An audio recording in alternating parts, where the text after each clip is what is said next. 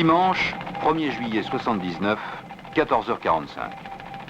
Des téléx crépitent dans les rédactions du monde entier. Dans quelques instants, départ du Grand Prix de France de Formule 1. Pour tous, spectateurs, concurrents, journalistes, c'est l'atmosphère des grands jours. Une ambiance à record, depuis qu'aux essais, les Renault Turbo ont pulvérisé la frontière du tour le plus rapide du circuit de Dijon. Pour la première fois, deux bolides jaunes 100% français occupent la pole position et la ligne de départ.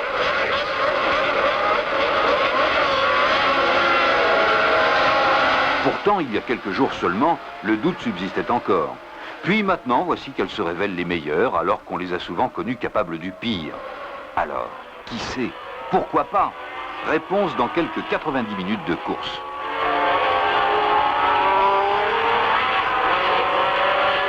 Soudain, à quelques kilomètres de l'arrivée, tandis que Jabouille est en tête depuis 30 tours, devant 120 000 spectateurs au souffle coupé, se déroule la fin de course la plus fantastique de l'année. À plus de 200 km/h, roue dans roue, Arnoux sur Renault et Villeneuve sur Ferrari se disputent la seconde place en un fantastique ballet de virtuosité et de courage. Un suspense qu'on n'est pas prêt d'oublier. 16h38, première victoire 100% française dans un Grand Prix.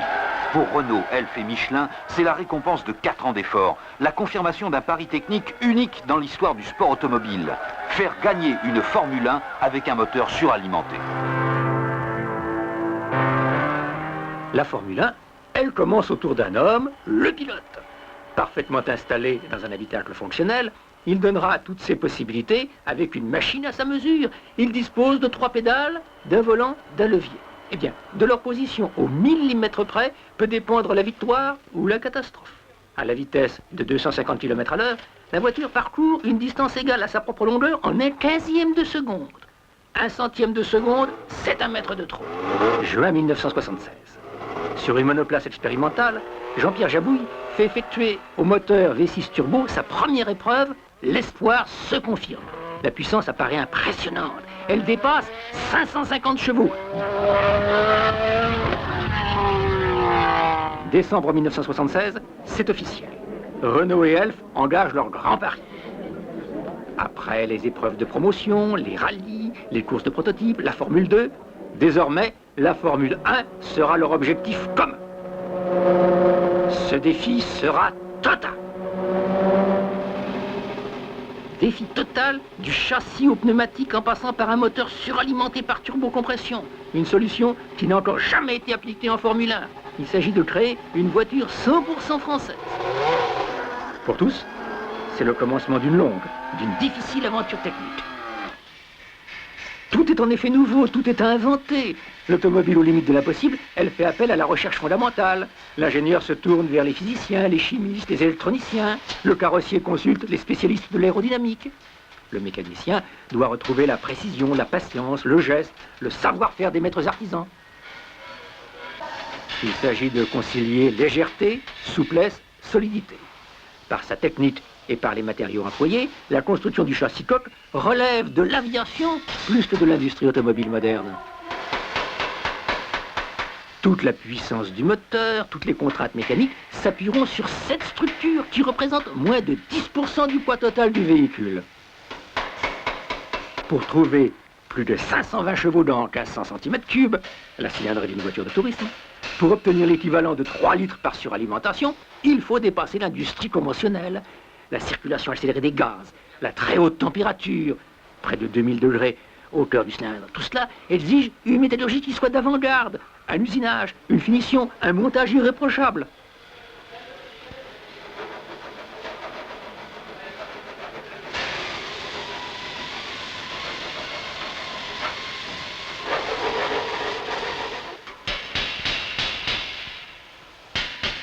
Tout devient démesuré, nouveau, difficile à imaginer.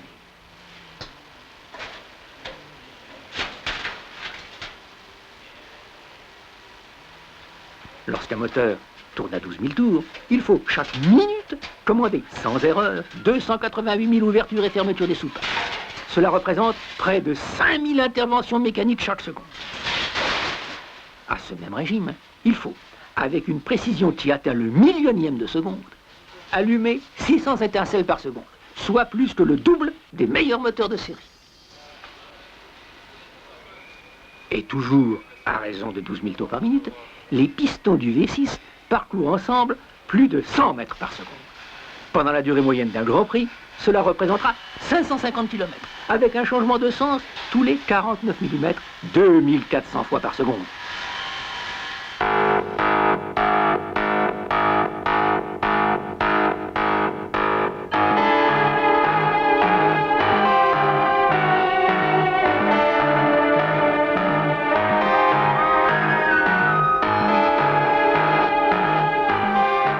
De nos jours, un moteur et un châssis, aussi performants soient-ils, ne suffisent plus pour gagner. Un troisième facteur essentiel entre en jeu, l'aérodynamisme. Là encore, il y a du savoir-faire dans l'air, un certain sens du mouvement des corps dans un fluide, un coup d'œil exercé qui sait rapprocher la forme de la fonction.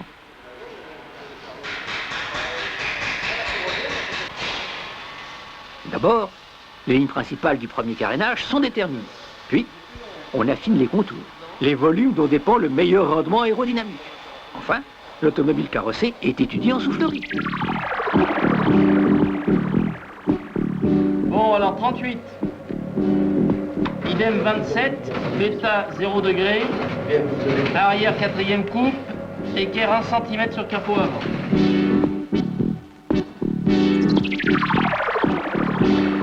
Pénétration dans l'air, réduction de la traînée, contrôle de l'appui au sol sont autant de paramètres à mesurer, à équilibrer, selon les nécessités de la course, selon l'expérience du pilote. Oui, on a un poil plus haut en vitesse, mais enfin dans le CZ, le CZ c'est le CZ. Hein. En fait. Non, parce que, CZ, ah oui, on a un poil moins en CZ global. Et on a eu un petit repas. Ah, et si, on rééquilibre vers l'arrière, chef. Un choix difficile, évolutif, qui contribue à la transformation continuelle des silhouettes de la Formule 1. Sous l'appellation de Wincar, l'actuelle génération utilise la déportance afin d'accroître l'adhérence au sol. Donc, des formes sans cesse remises en cause sur le modèle en plâtre de la carrosserie d'origine. Le plasticien matérialise les modifications, reprend un carénage, déplace une prise d'air en fonction des essais. Avec l'expérience, la carrosserie évolue dans sa forme et dans son poids. Faite d'un solide textile synthétique imprégné de résine plastique, elle pèse aujourd'hui moins de 20 kilos. Là encore, le progrès est permanent. En 2 ans, à résistance égale, cette enveloppe fine et rigide, constituée d'une 40aine de pièces, a perdu plus que la moitié de son poids. C'est important. Même si l'on dispose d'une grande puissance, chaque kilogramme gagné compte.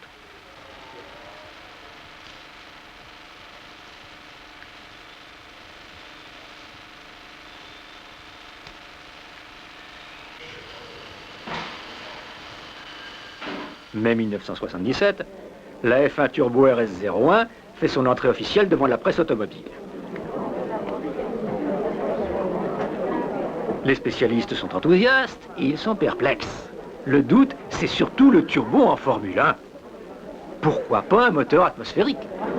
ce moteur, qui est déjà un moteur bien au point, il en a des millions de construits, a quand même un inconvénient, c'est qu'il rejette en pure perte dans l'atmosphère des gaz qui possèdent encore une certaine énergie.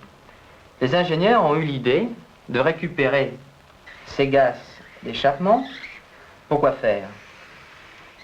Eh bien, pour entraîner une petite pompe, une petite turbine, qui, mue par ces gaz d'échappement, va entraîner un arbre avant de s'échapper dans l'atmosphère. Eh bien, que va-t-on faire de cette puissance qui est sur cet arbre? Eh bien, avec cette puissance, on va entraîner une autre pompe, un petit compresseur, que vous voyez ici, qui est entraîné donc par le même arbre, qui est coaxial.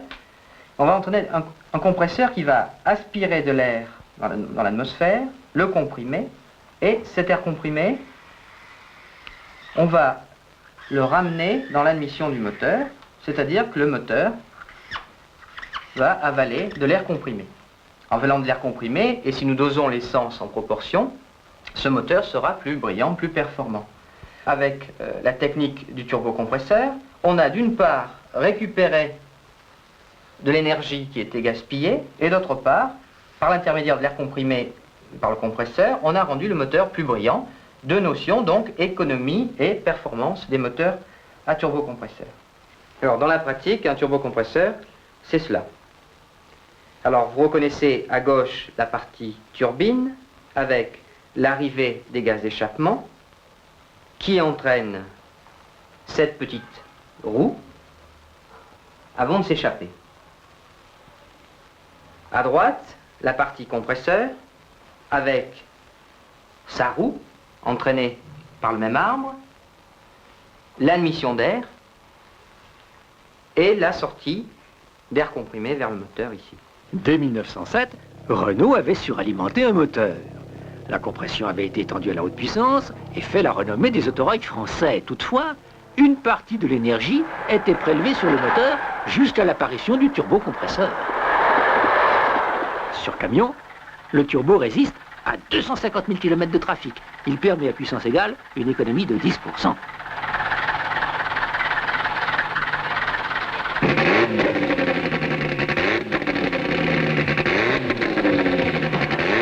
Adapté à la Renault 5, le turbo place ce modèle au plus haut niveau des grands rallyes internationaux. Commercialisée, la voiture sera la plus rapide des petites européennes de série. Associé au moteur de base V6, champion d'Europe 77 de Formule 2, le turbo prouve avec éclat ses aptitudes sportives en remportant les 24 heures du Mans 78. En Formule 1, confrontation au sommet de la compétition automobile, le progrès, l'invention technique font la loi chez tous les constructeurs. Pour Renault, les difficultés de mise au point sont en rapport avec l'ambition de ce projet. Ce sont 25 000 km sur piste, sans compter les grands prix qui auront permis de maîtriser ce puissant, ce tout nouveau bolide confié au pilote d'essai Jean-Pierre Jabouille. Il s'agit d'abord de créer une nouvelle conduite qui tienne compte du temps de réponse du turbo et de sa puissance. Il faut partir, s'arrêter des centaines de fois, souvent après un seul tour de circuit pour un petit tour de vis. Passer des heures de mécanique au stand, dans le camion atelier. C'est mieux qu'on essaie de remettre la puissance normale du moteur pour les Tout températures. est étudié, apprécié, mesuré, enregistré.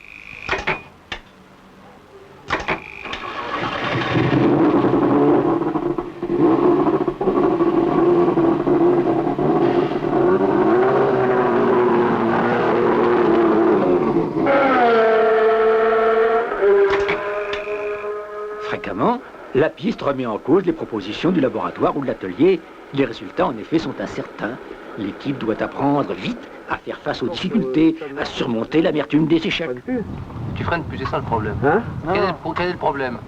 Le problème, c'est qu'à l'heure actuelle, je rentre trop vite à l'heure actuelle dans le virage, Oui. et le freinage n'est pas très bon. Un arrêt sur 1 seconde et demie, c'est 1000 km. 3 fois la puissance du moteur à faire supporter par les freins.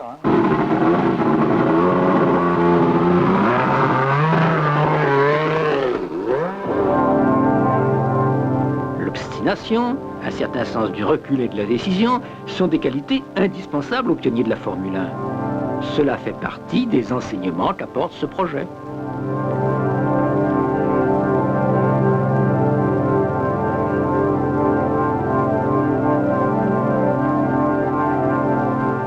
Deux tiers du temps sur la piste, un tiers au banc des essais, cela pour chaque nouveau moteur.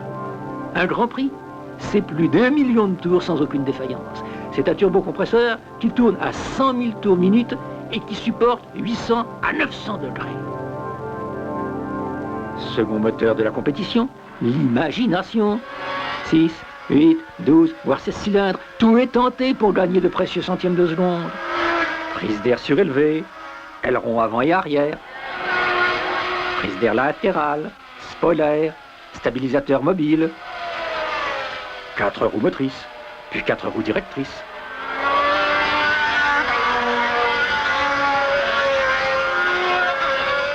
Et même un ventilateur arrière pour accroître l'adhérence au prix d'une dépression sous la voiture. Toujours à la recherche du meilleur appui, la coque devient une aile renversée. C'est avec le turbo la dernière nouveauté des circuits.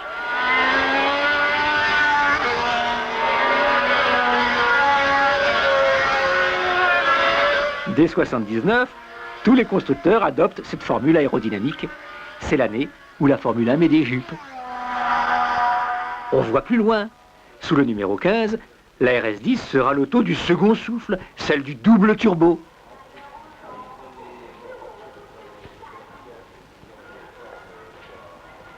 En mai 79, une entrée officielle est remarquée. Nouvelle silhouette et nouveau pilote, René Arnoux rejoint Jean-Pierre Jabouille.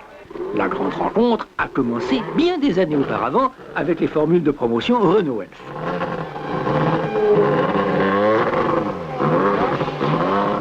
Après la victoire du Grand Prix de France, c'est enfin à Silverstone que se mesure le progrès réel.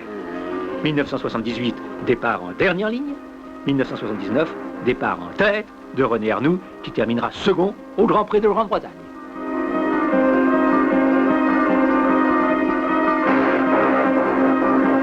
Dorénavant, il faudra tenir compte des voitures jaunes dans le championnat du monde de Formule 1. Les pionniers du moteur turbo suralimenté font des adeptes.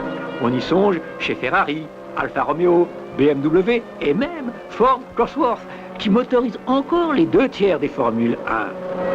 Avec Elf et Michelin pour partenaires, la première Formule 1 turbo du monde a dépassé le cadre de la compétition. Au-delà de l'exploit sportif, de la renommée internationale pour son protagoniste, ce projet est une école de dynamisme. La course a stimulé les études, elle a développé l'esprit de collaboration, elle a entraîné dans son sillage plus de 130 fournisseurs.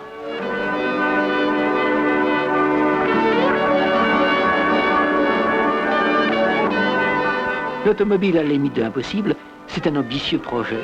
C'est l'aventure des temps modernes. C'est d'abord le plus judicieux des investissements industriels, car elle constitue le laboratoire des nouvelles technologies dont bénéficiera la voiture de demain.